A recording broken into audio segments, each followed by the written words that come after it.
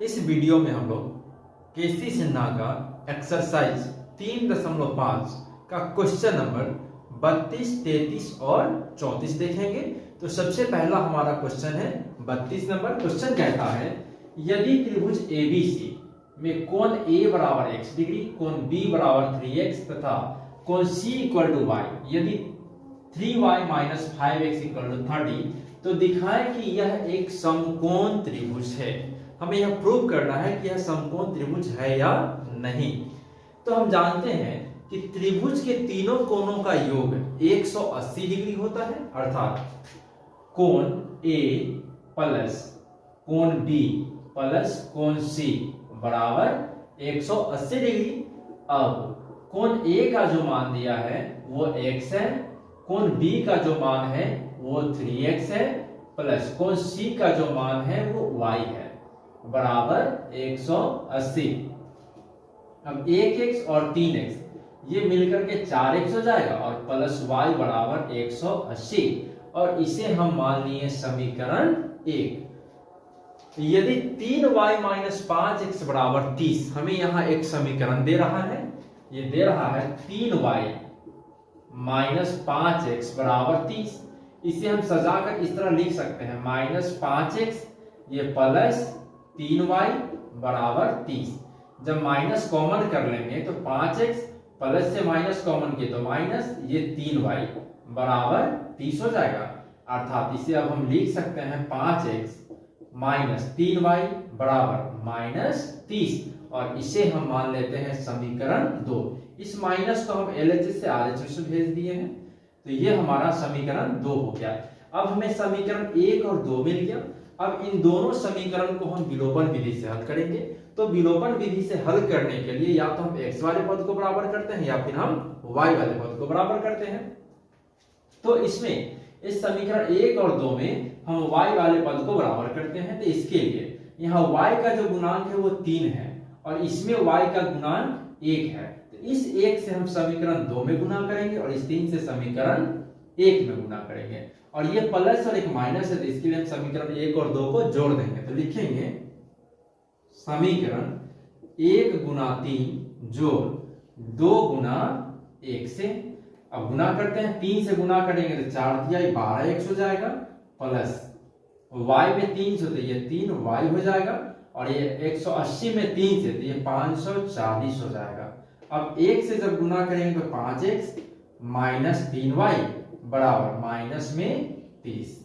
अब चूंकि हम दोनों को जोड़ रहे हैं तो प्लस 3y और माइनस 3y ये दोनों कट जाएगा, तो 12 और 5 17x हो जाएगा, बराबर ये प्लस में 540 और माइनस में 30 ये हो जाएगा 510।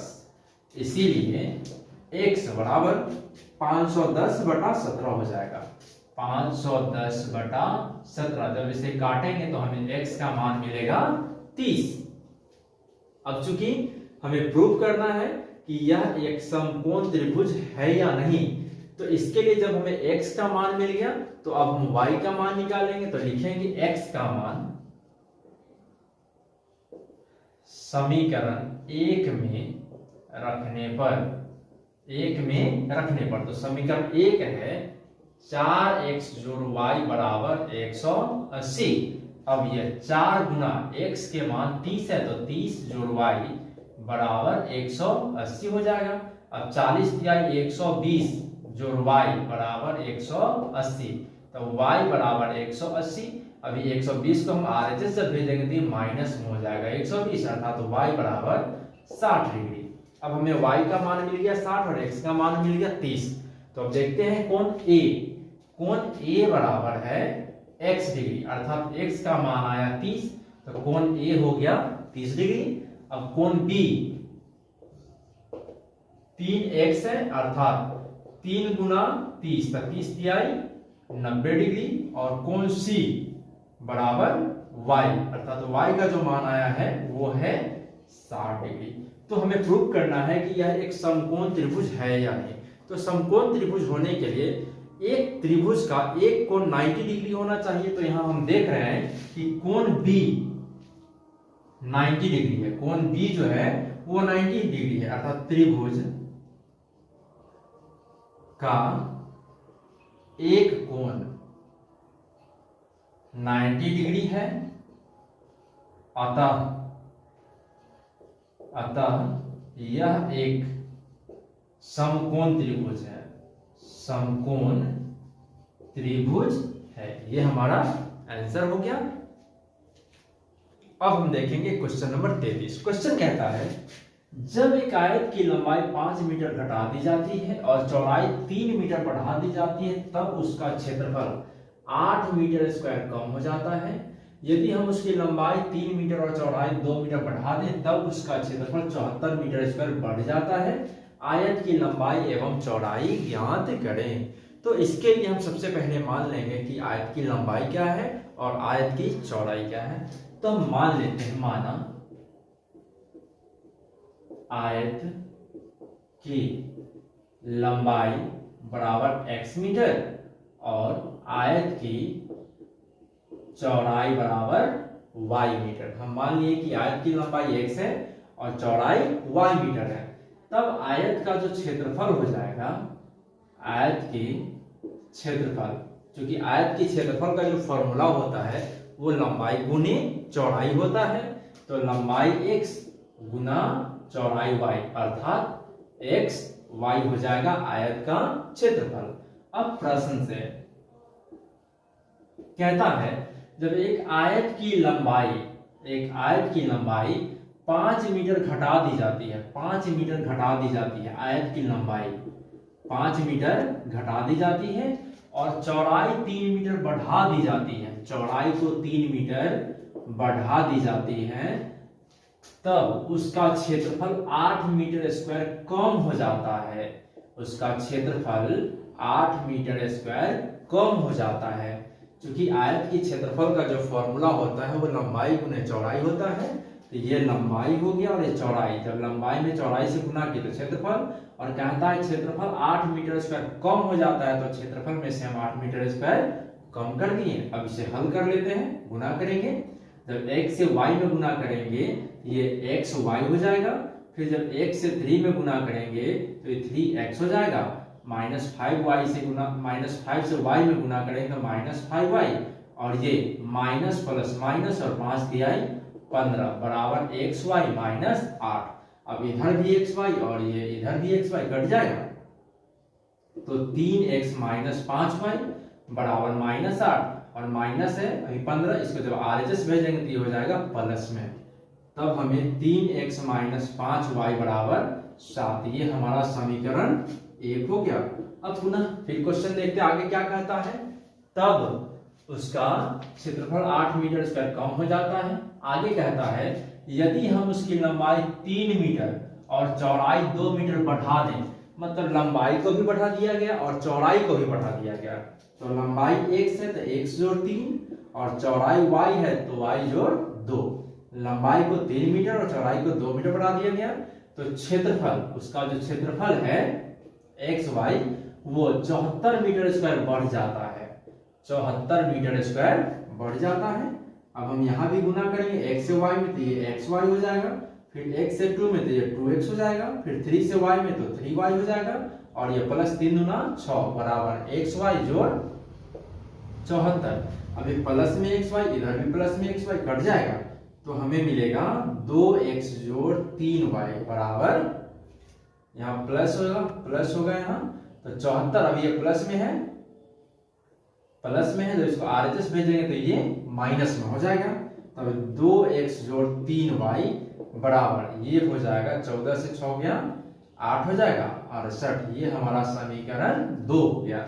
अब चूंकि हमें 2 समीकरण मिल गया, तो इन दोनों समीकरण को हम विलोपन विधि से हल करेंगे।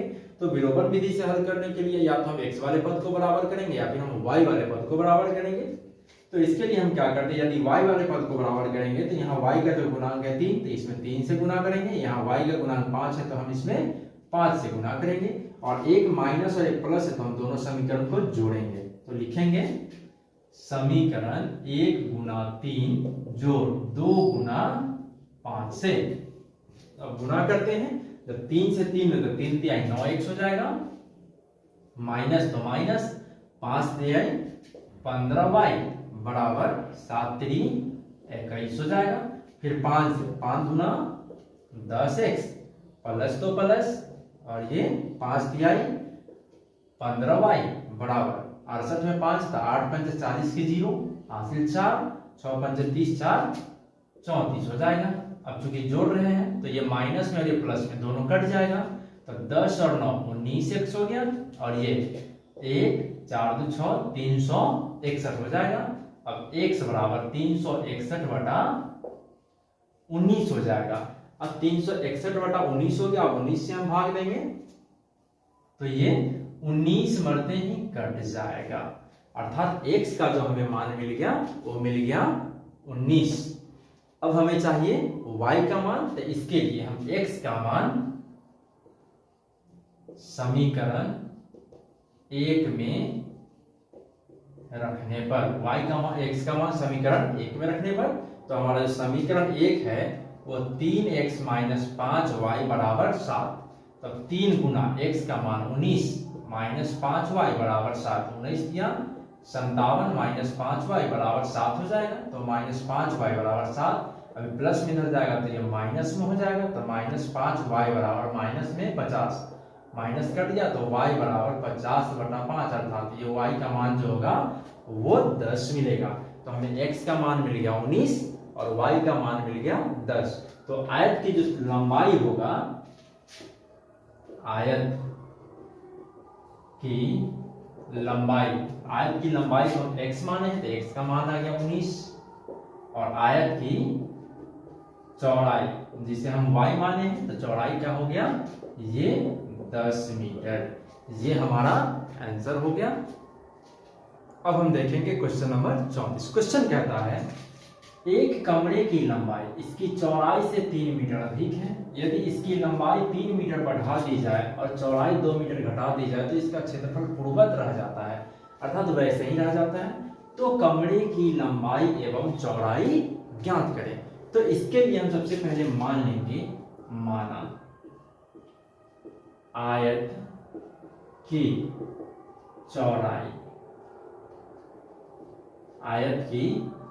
चौड़ाई बराबर x मीटर। हम मान लिए कि आयत की जो चौड़ाई है वो x मीटर है। तो जब आयत की चौड़ाई x मीटर है तब आयत की जो लंबाई हो जाएगा लंबाई को x जोड़ 3 हो जाएगा। क्योंकि क्वेश्चन में कहता है एक कमरे की लंबाई इसकी चौड़ाई से 3 मीटर अधिक है। चौड़ाई से 3 मीटर अधिक है कौन है लंबाई। तो चौड़ाई यदि x है तो लंबाई x जोड़ 3 हो जाएगा। तब आयत का जो क्षेत्रफल हो जाएगा आयत का क्षेत्रफल फॉर्मूला होता है लंबाई गुने चौड़ाई। तो लंबाई हो गया x जोड़ 3 और गुना चौड़ाई हो गया x। गुना कर लेते हैं जब x से x में तो ये x स्क्वायर जोड़ 3 से x में तो ये हो जाएगा 3x।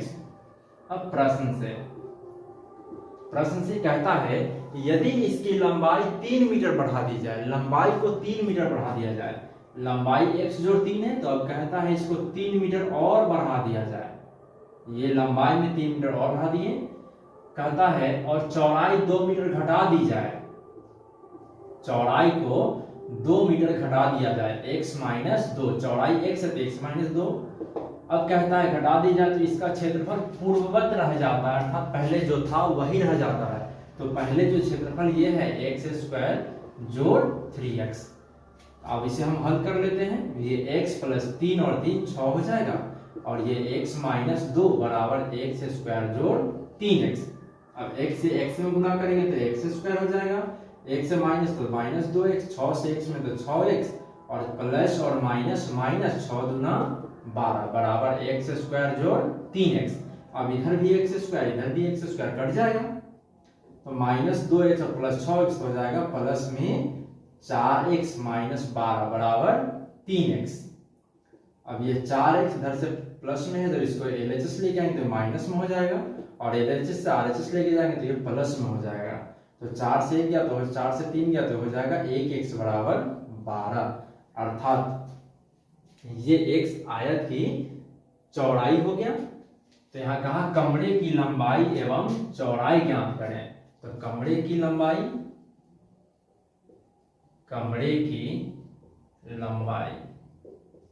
यहाँ हम लंबाई को x जोड़ 3 माने हैं, तो x जोड़ 3 अर्थात x का जो मान है वो 12 जोड़ 3 15 मीटर हो जाएगा। और कमरे की चौड़ाई जिसे हम x माने हैं, तो x का मान आया 12, ये हो जाएगा 12 मीटर। ये हमारा आंसर हो गया। तो फ्रेंड्स, यदि मेरा वीडियो पसंद आता है तो मेरे चैनल को लाइक करें, सब्सक्राइब करें, कमेंट करें, अपने दोस्तों से जरूर शेयर करें। Thank you.